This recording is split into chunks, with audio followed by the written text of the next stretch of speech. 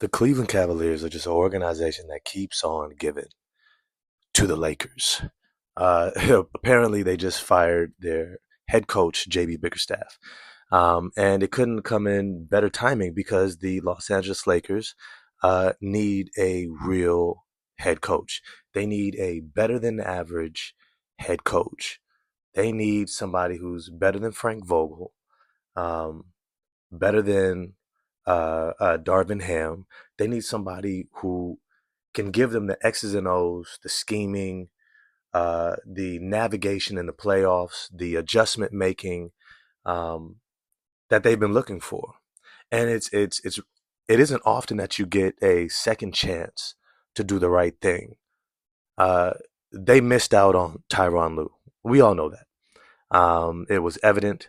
The previous general manager, team president, um, what's his name, the Bus's son, made a huge mistake by not signing Tyronn Lue to the maximum contract that he was able to. And he messed up, and the Clippers stepped in and they swooped him up. And they've had a great coach ever since. Now, here's the thing, this is how you measure quality coaching. Quality coaching isn't just about being able to create a culture. It's not just about being able to connect with your players and get the most out of them.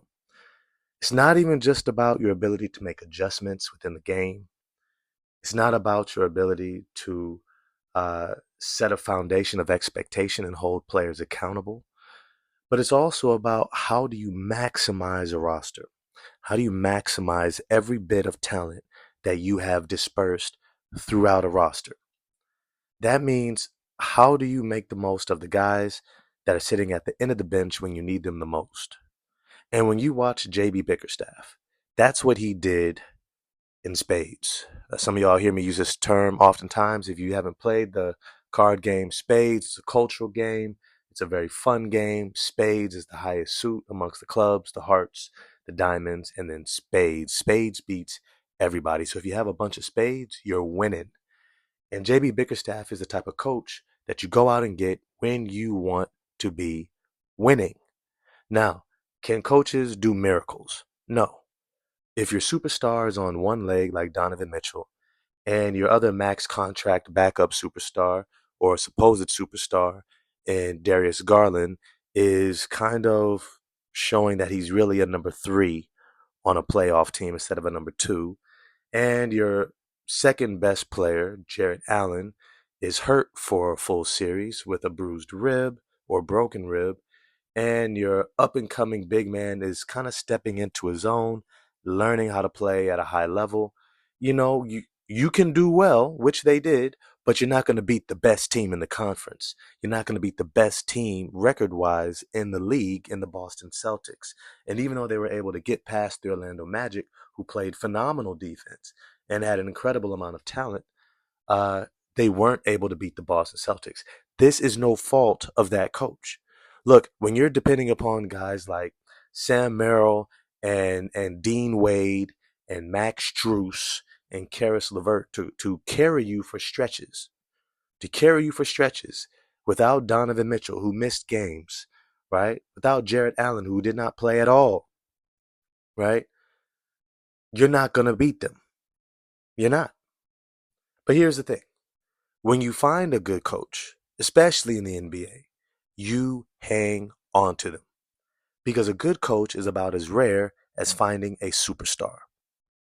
Some superstars are clear, they're obvious, right? You get them, you hang on to them as long as you can. You all know my take on it. If you're a small market team, you got them for 7 years and then they're gone. And that's okay. You just got to make the most of it. If you're a large market team, you may be able to hang on to them if you've been winning probably the last two, at least the last 2 or 3 years before their contract is up, meaning deep runs in the playoffs, conference finals, if not the NBA finals. That's how you keep them. Otherwise, it is what it is. You're out and you're searching for one again. But here's the thing, they don't grow on trees. They are pretty much an anomaly.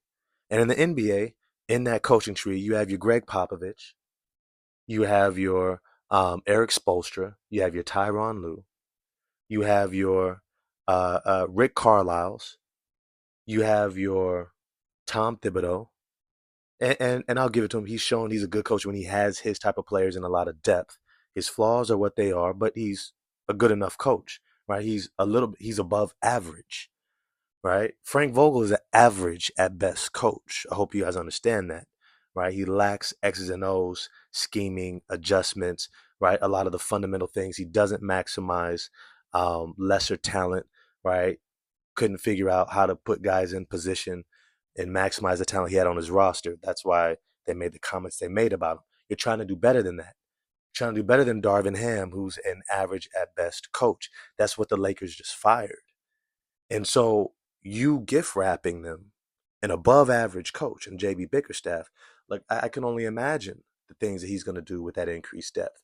And I'm going to be laughing. I'm going to be laughing my head off if somehow Donovan Mitchell communicates to the front office saying, "Hey, I'm not re-signing with you guys, and where I'd like to go is to the Los Angeles Lakers. So I'm not gonna tell you guys up front, but I'm gonna let you guys do what you do on the back end and make it out to where you can make out with the best trade possible, right?"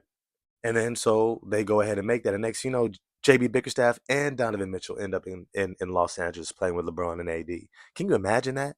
Can you imagine how embarrassing that's going to be for the Cleveland Cavaliers? But at the end of the day, this is just my take. I think JB Bickerstaff is a way above average coach, right? He's somewhere along the lines of Atlanta Hawks coach. What's his name? I forget his name from the Utah Jazz. You all know who I'm talking about, right? I think he's better than the coach for the Orlando Magic. I mean, beat him in the playoffs, right? You have other coaches out there, right, who we're still kind of out on. We're still kind of figuring out how good are they, right? Coach in New Orleans, my man down there, right? Green, right? You have other coaches who are trying to show their chops, but it's rare that you come across a coach who's legit, who you can look at and objectively say, or I don't really believe in objectivity, but from your perspective, create a criteria. And then when you measure him up against the other coaches that you would say meet your criteria, he is one of the top coaches who comes closest to it. JB Bickerstaff is one hell of a coach. And they're going to be hard pressed to find somebody who can do what he does. And I hope the brother ends up with the Lakers and ends up being someplace that appreciates him. Because a good coach goes a long way. And for the Lakers, well, their long way is championships. For the Cavaliers, their long way is just about where they've been. Conference semifinals. With that, holler at me in the comment section if you agree, disagree, like, subscribe, hit the bell for notifications, and I'm out. Peace.